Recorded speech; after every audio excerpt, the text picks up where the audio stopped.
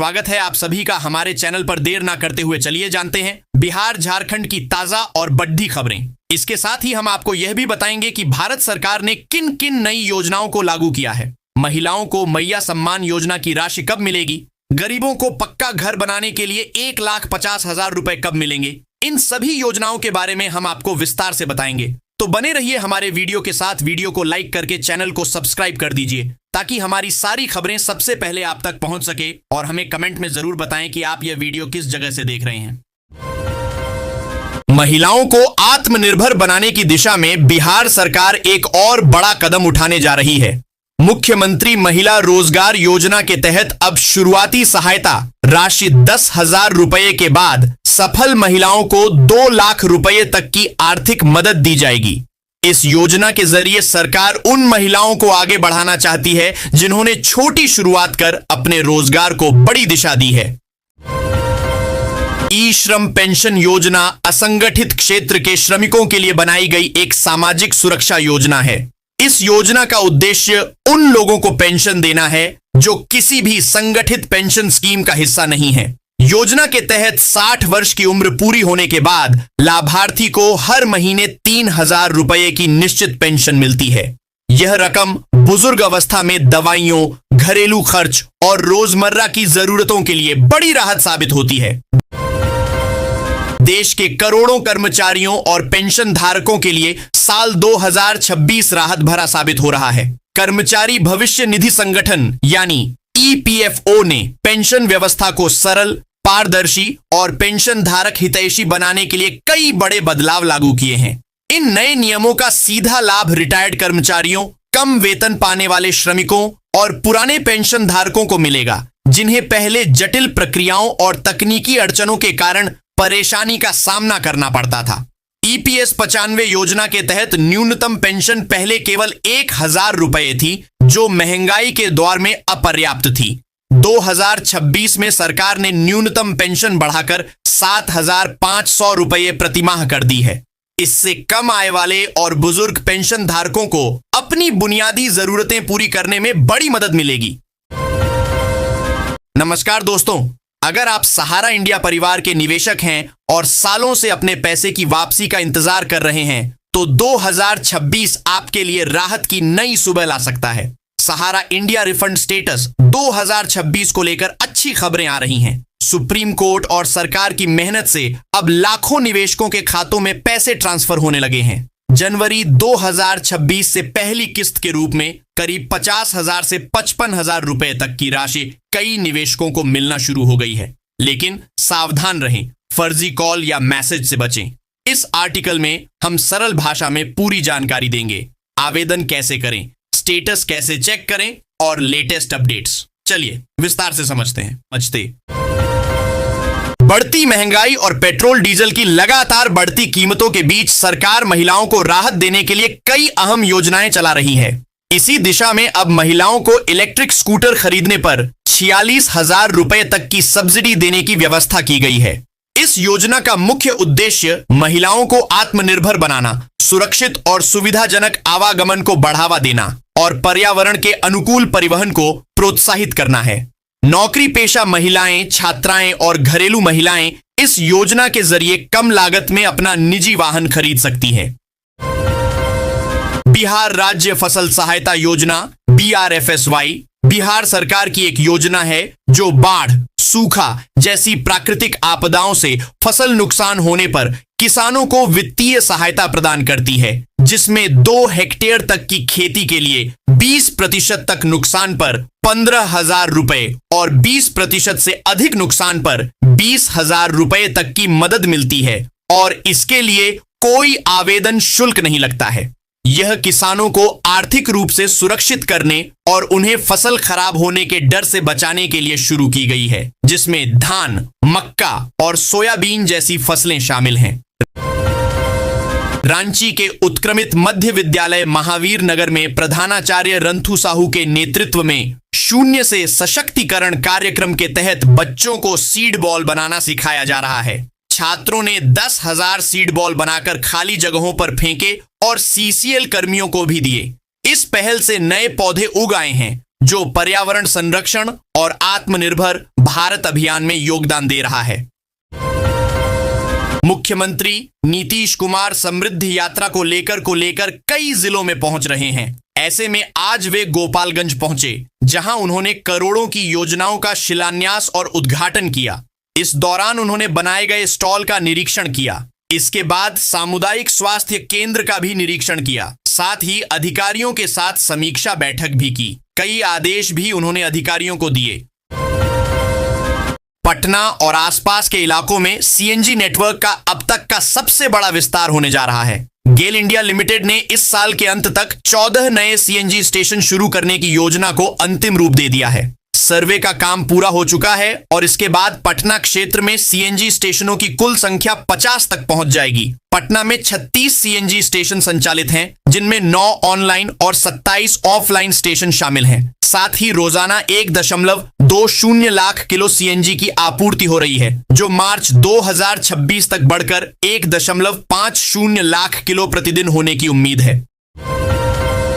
पटना के अटल पथ के समीप एन कानलेज पानी टंकी के पास 2.97 एकड़ भूमि पर प्रधानमंत्री एकता मॉल यानी यूनिटी मॉल का निर्माण किया जाएगा। यह mall one district one product योजना के तहत तैयार होगा, जहां बिहार के सभी जिलों के साथ साथ देश के विभिन्न राज्यों और केंद्र शासित प्रदेशों के पारंपरिक उत्पाद एक ही छत के नीचे उपलब्ध होंगे। सोमवार को नगर आयुक्त यशपाल मीणा ने प्रस्तावित स्थल का निरीक्षण कर परियोजना की तैयारियों की समीक्षा की और अधिकारियों को समय सीमा में निर्माण पूरा करने के लिए निर्देश दिए। बिहार में जमीन मापी के प्रोसेस को आसान बनाने को लेकर मुख्यमंत्री नीतीश कुमार ने बड़ी घोषणा की है। उन्होंने एक्स के जरिए पोस्ट शेयर कर बताया कि राज्य में जमीन मापी कराने के लिए लोगों की तरफ से आवेदन देने के बाद जमीन मापी की प्रक्रिया संपन्न होने में काफी वक्त लग जाता है। इस कारण लोगों को कठिनाइयों का सामना करना पड़ता है।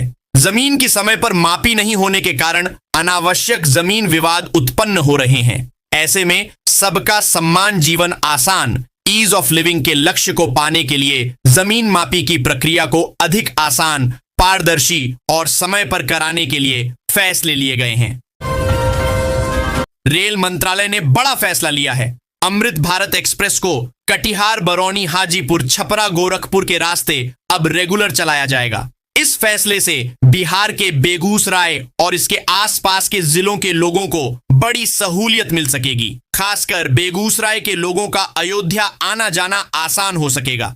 अमृत भारत एक्सप्रेस सिर्फ 12 घंटे में बरौनी से अयोध्या पहुंच जाएगी। जानकारी के मुताबिक डिब्रूगढ़ गोमती नगर डिब्रूगढ़ अमृत भारत एक्सप्रेस को रेगुलर 30 जनवरी से चलाया जाएगा। यह ट्रेन हर शुक्रवार को डिब्रूगढ़ से चलेगी और बिहार के अलग अलग रेलवे स्टेशनों से गुजरते हुए गोमती नगर पहुंचेगी।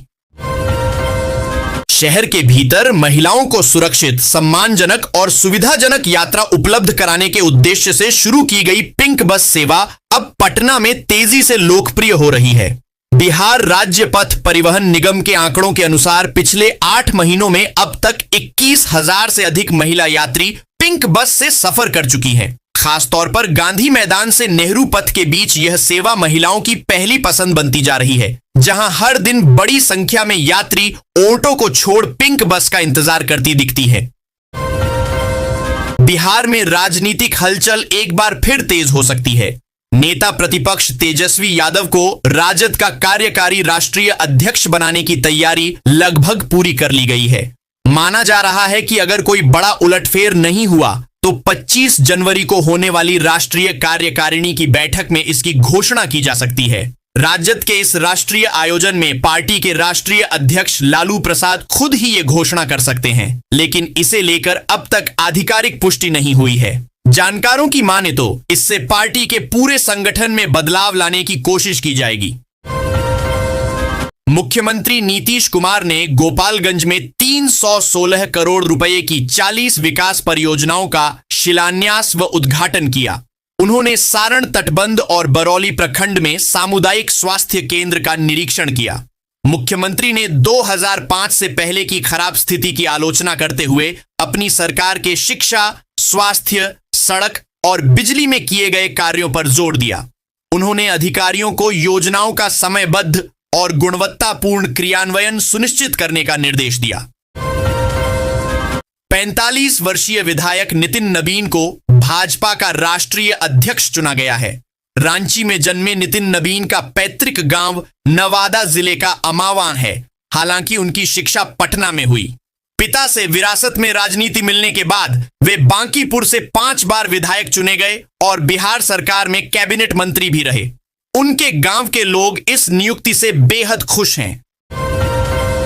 मुख्यमंत्री नीतीश कुमार ने गोपालगंज में समृद्धि यात्रा के दौरान लालू राबड़ी शासनकाल पर तीखे तंज कसे। उन्होंने 325 करोड़ से अधिक की विकास योजनाओं का उद्घाटन शिलान्यास किया। मुख्यमंत्री ने 2005 से पहले बिहार की बदहाली और अपनी सरकार में हुए शिक्षा, स्वास्थ्य व सड़क विकास पर जोर दिया।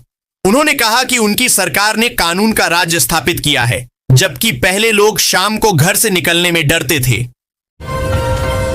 अरवल में मुख्यमंत्री स्टूडेंट क्रेडिट कार्ड योजना के तहत आरण न चुकाने वाले 680 छात्रों पर सर्टिफिकेट केस दर्ज किया गया है और उन्हें डिफॉल्टर घोषित किया गया है। उच्च शिक्षा के लिए 3,944 छात्रों को आरण मिला था। कुछ छात्रों ने शपथ पत्र देकर 6 माह की मोहलत मांगी है। निर्धारित अवधि में भुगतान न करने पर उन्हें भी डिफॉल्टर घोषित कर सरकारी योजनाओं से वंचित किया जाएगा ताकि आरण वसूली हो सके।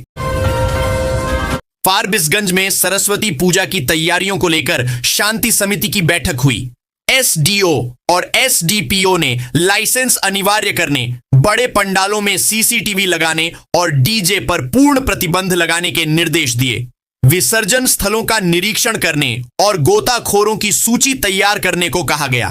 22 जनवरी को फ्लैग मार्च निकाला जाएगा और नगर परिषद सफाई व्यवस्था सुनिश्चित करेगी। नितिन नबीन के भाजपा के राष्ट्रीय अध्यक्ष बनने पर उनके ननिहाल औरंगाबाद में भव्य जश्न मनाया गया।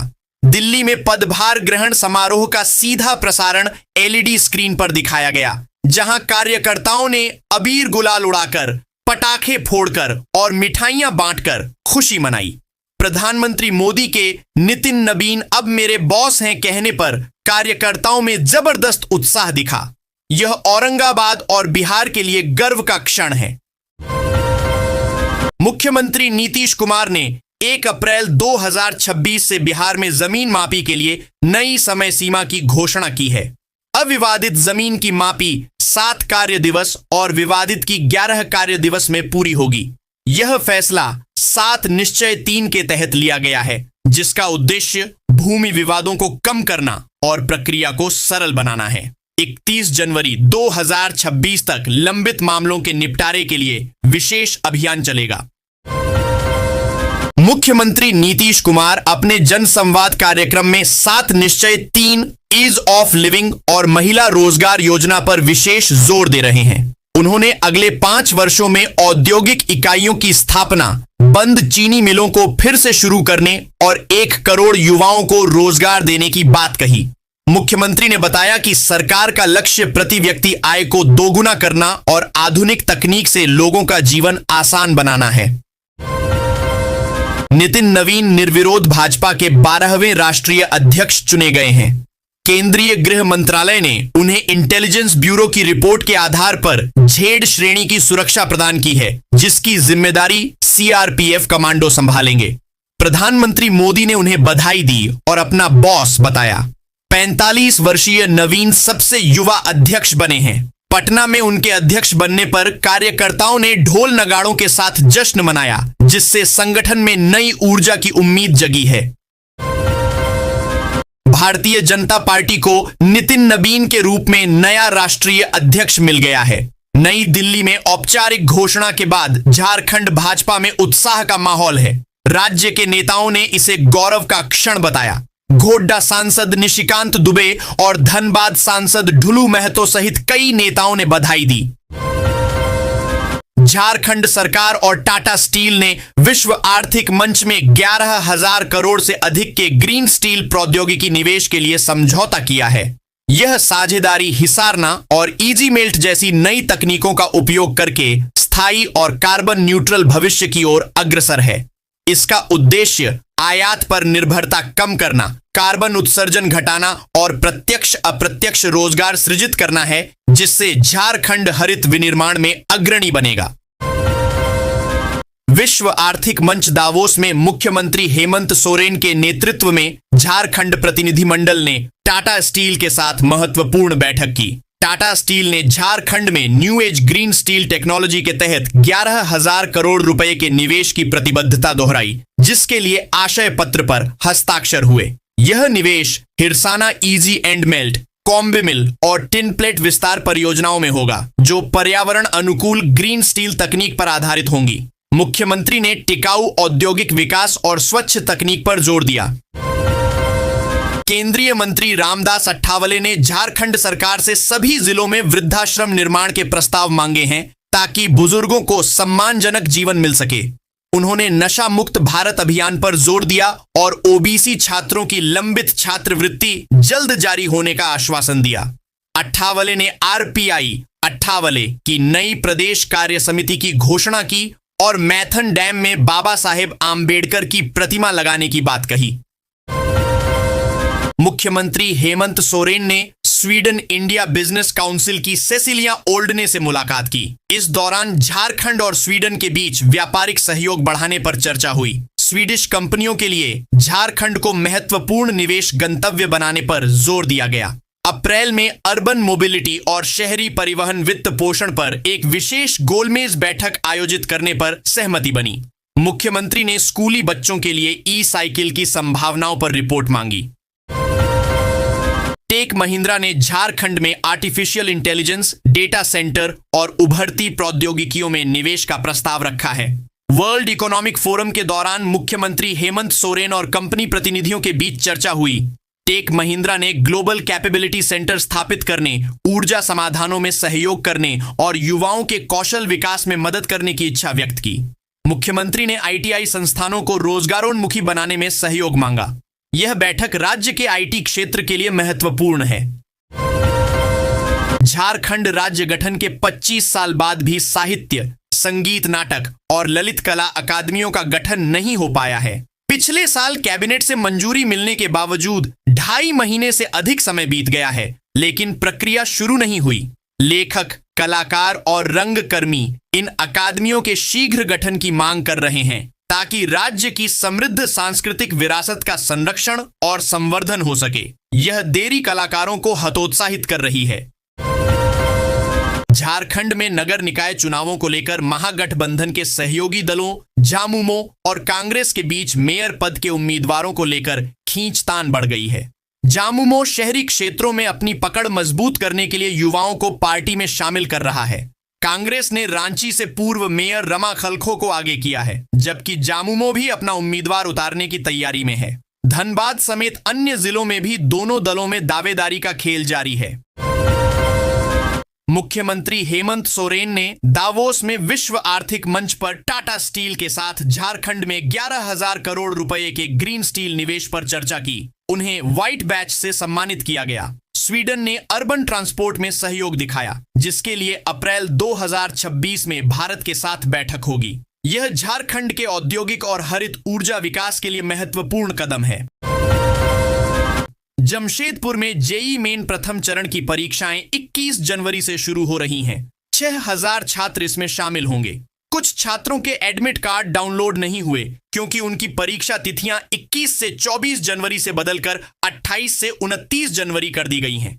एनटीए की ओर से कोई सूचना न मिलने से छात्र असमंजस में हैं। परीक्षा 2 पालियों में 29 जनवरी तक चलेगी। अखिल भारतीय फुटबॉल महासंघ AIFF ने इंडियन सुपर लीग ISL के संचालन ढांचे में बदलाव किया है। अब क्लबों को राजस्व, प्रायोजन और प्रसारण जैसे व्यावसायिक मामलों में स्वायत्तता मिलेगी। महासंघ वित्तीय निर्णयों पर वीटो का उपयोग नहीं करेगा, जिससे क्लबों की आपत्तियों का समाधान हुआ। हालांकि AIFF खेल के नियम, अनुशासन और अखंडता से जुड़े मामलों पर अपना नियंत्रण बनाए रखेगा। यह संशोधित गवर्नेंस चार्टर जल्द जारी होगा।